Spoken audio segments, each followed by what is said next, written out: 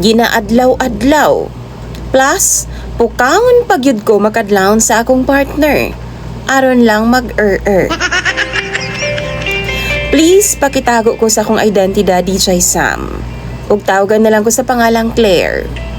Minyo na ko pero buwag ko sa ko ang bana. Ug na ako'y live-in partner karon. Tawagan na lang nato siya sa pangalang Adrian. Gwapo siya, DJ Sam, matipuno ang lawas o labaw sa tanan, responsable. Good provider siya, DJ Sam, og buutan kay siya. Palangga kayo ko niya. Dili lang ako, kundi pati ang akong anak, DJ Sam, sa una na akong bana. Okay. Biyudo na siya. Dagko na pod ang iyang mga anak. Graduate na sila. Sayo manggod siyang naminyo, DJ Sam, og 2 ka buwan after namo nagkauyab, nag-live-in na dayon mi.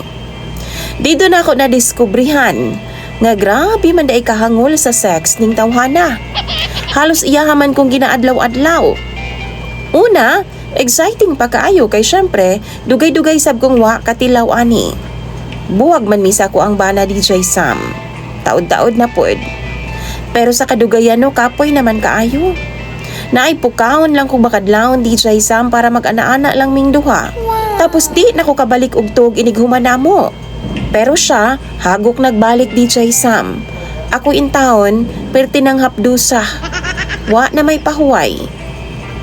Ang tinuod ana no, 40 kapin na baya ang akong live-in partner. Pero grabe kaayo siya ka-active pag abot sa kama. Tapos ako, DJ Sam, 30 tahon pa lang. Pirmi siya ga-workout, DJ Sam. Tapos, pang bilangon ang adlaw.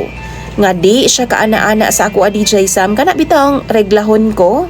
Maguol gid kaayo siya ana. Kung pila na ba ka days ang milabay, kay aron maka-jerjer na pud siya balik na ako. Wa siya laing trabaho, DJ Sam. Magsige na lang na siya binantay kung kanus amawa ang akong dugo. Kay iyahan naman pod kong birahan.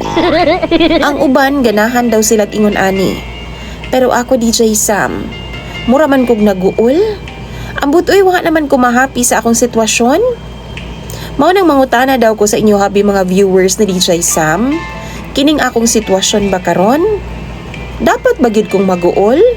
Or malipay ko? Kay active kay sa kama ang akong live-in partner. Siguro ang ubano mapasana all. Pero ako, gikapoy na gyud ko sa ako ang sitwasyon.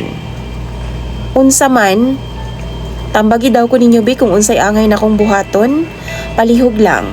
Ug unta no, DJ Sam, mapilian nimo ang akong letter. Imong follower, Claire.